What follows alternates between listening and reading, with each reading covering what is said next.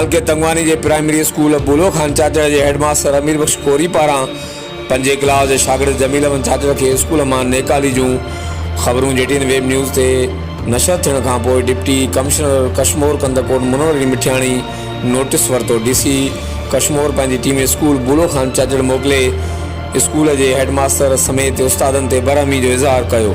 Deputy commissioner पारां शागिर्द के वालिद सां फ़ोन ते राब्तो करे एतमाद में वठण बाद शागिर्द के स्कूल मोकिलण की हिदायत पुर्ण कई वई। हर वक्त आगाह लाइ ॾिसंदा रहो JTN वेब न्यूज़।